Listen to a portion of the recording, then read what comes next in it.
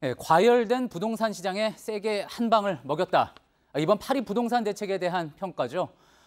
전문가들이 이렇게 평가하는데 지표상으로도 일단 급한 불길은 잡은 모습입니다. 업계에 따르면 이번 주 서울 아파트값 상승률은 0.02%, 5주 연속 이렇게 낮은 수준을 유지하고 있습니다.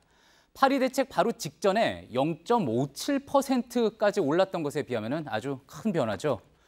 그동안 집값 끌어올리는 데 앞장섰던 강남구, 또 재건축 붐을 타고 계속 오름세였던 강동구나 용산구 집값이 오히려 하락세로 바뀌면서 전체 집값 상승이 멈춘 겁니다. 자, 그래서 정부가 이 초반 기선 제압에는 성공했다 이런 평가도 나오는데요. 하지만 한쪽을 누르면은 다른 쪽이 부풀어 오르는 풍선 효과, 그리고 일단 움츠러들었다가 나중에 더 크게 튀어오르는 스프링 효과를 걱정하는 시각도 여전히 많습니다. 집을 사려던 사람들이 일단 전세로 머물면서 상황을 좀 더 지켜보자 하면은 전세 가격이 풍선처럼 부풀어 올 수 있는 거고요. 지금은 억지로 눌러놓은 수요가 몇 년 사이를 두고 스프링처럼 튀어오를 수도 있다는 겁니다.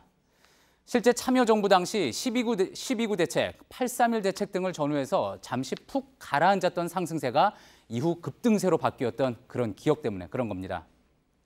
자, 이런 부작용을 막으려면 정부가 시장에 추가적인 신호를 줘야 한다는 지적이 나오는데 정부는 지금 어떤 대책을 마련하고 있는지 이어서 전다빈 기자가 전합니다. 정부는 파리 대책에서 예고했던 여러 가지 보완책 마련에 힘을 쏟고 있습니다. 우선 민간 택지에도 분양가 상한제를 쉽게 적용할 수 있도록 하는 방안이 논의되고 있습니다.